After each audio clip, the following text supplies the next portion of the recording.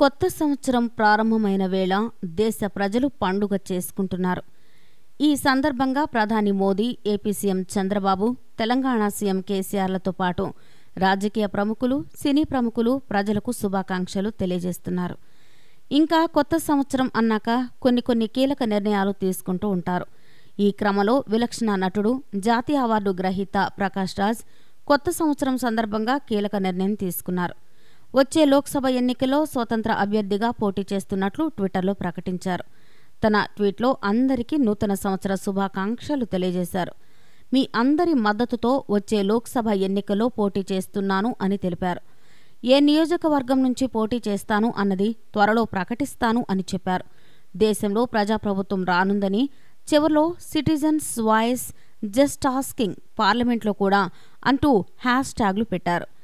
ఇక ప్రకాష్ రాజ్ రాజకీయ అరంగేట్రంపై నెటిజన్లు కూడా సానుకూలంగా స్పందిస్తున్నారు. ప్రకాష్ రాజ్ రాజకీయాల్లో కూడా రాణించాలి అని ఆశిస్తున్నారు. అయితే నిన్న టీఆర్ఎస్ వర్కింగ్ ప్రెసిడెంట్ కేటీఆర్ని కలవడంతో టీఆర్ఎస్ తరపున పార్లమెంటుకు పోటీ చేయనున్నాడా అనే ఊహాగానాలు మొదలయ్యాయి. కొంతకాలంగా ప్రకాష్ రాజ్ టీఆర్ఎస్ అధినేత కేసీఆర్కు సన్నిహితంగా మెలుగుతున్నాడు. అలాగే కేటీఆర్తో కూడా. కర్ణాటక ఎన్నికల సందర్భంగా మరింతగా బలపడింది ఈ బంధం.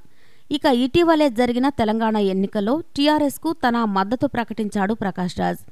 అయితే మొన్న ట్వీట్ చేసిన సారాంశం ఏంటంటే, పార్లమెంటు ఎన్నికల్లో ఇండిపెండెంట్గా పోటీ చేయబోతున్నట్లు ప్రకటించాడు. కానీ ఇండిపెండెంట్గా పోటీ చేయడం అంటే మామూలు విషయం కాదు, విజయం సాధ్యం కాదు కూడా. అందుకే కేటీఆర్తో భేటీ రాజకీయ ప్రాధాన్యతని సంతరించుకుంది.